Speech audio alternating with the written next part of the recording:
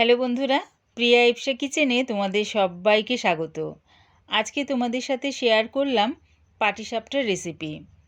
অনেকের প্যান থেকে পাটিসাপটা উঠতে চায় না, তাই ওই পাটিসাপটার ব্যাটারটা ঠিকঠাক মাপ সমেত আমি তোমাদের সাথে ভিডিওর মাধ্যমে শেয়ার করলাম। রেসিপিটা ভালো লাগলে প্লিজ আমার চ্যানেলটিকে লাইক ও সাবস্ক্রাইব করে দিও। তবে দেখে নাও আমি এটা কেমনভাবে তৈরি করি। একটা বাটির মধ্যে 2 কাপ চালের গুঁড়ি নিয়ে নিচ্ছি।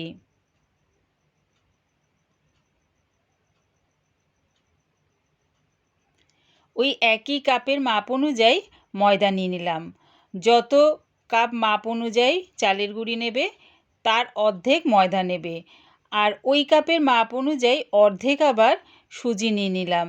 তাহলে কি হলো, যে কাপের মাপ অনুযায়ী আমি 2 কাপ চালের গুঁড়ি নিয়েছি সেই কাপের মাপ অনুযায়ী 1 কাপ ময়দা নিয়েছি, আর সেই কাপের মাপ অনুযায়ী অর্ধেক সুজি নিয়েছি, আর সেই কাপ মাপ অনুযায়ী আমি ওই কাপের 3 ভাগ মানে 1 কাপের 3 ভাগ আমি গুঁড়ো চিনি দিয়ে দিলাম।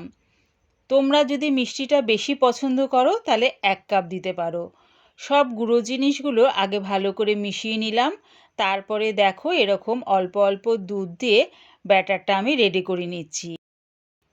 দেখো অল্প অল্প দুধ দিয়ে আমি ব্যাটারটা রেডি করে নিলাম।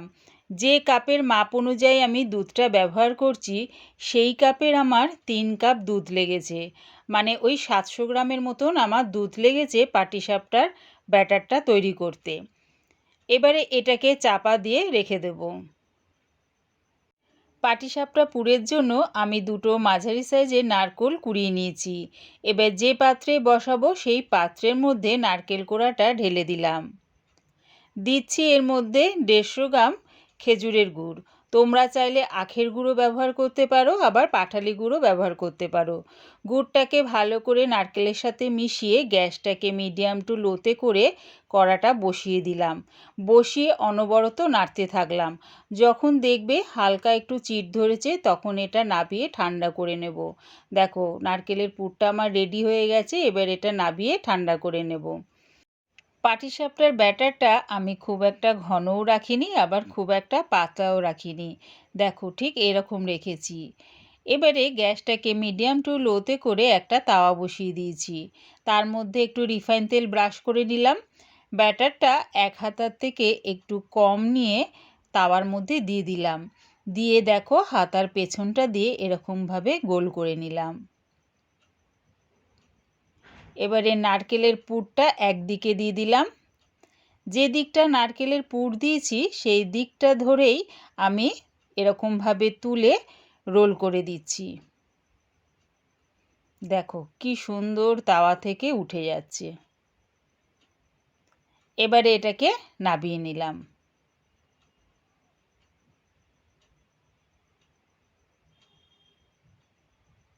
ওই একইভাবে তাওয়ার মধ্যে একটু রিফাইন তেল ব্রাশ করে নিলাম।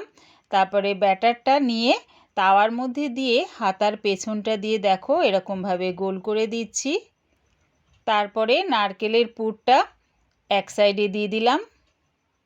যে সাইডে নারকেলের পুরটা দিলাম সেই সাইডটা ধরে পাটিসাপটা এরকমভাবে তুলে দেখো এরকমভাবে রোল করে নিলাম। তোমরা চাইলে পাটিসাপটা একটু লাল লাল করেও ভাজতে পারো, আমি একটু সাদা করেই নাবালাম। ঠিকঠাক মাপ যদি থাকে দেখো কি সুন্দর পাটিসাপটা তাওয়া থেকে উঠে যায়। এবার এটা নাবিয়ে নিলাম। ওই একইভাবে তাওয়ার মধ্যে রিফাইন তেল ব্রাশ করে আমি পাটিসাপটার ব্যাটারটা দিয়ে নারকেলের পুর দিয়ে সব কটা পাটিসাপটা একইভাবে রেডি করে নিলাম।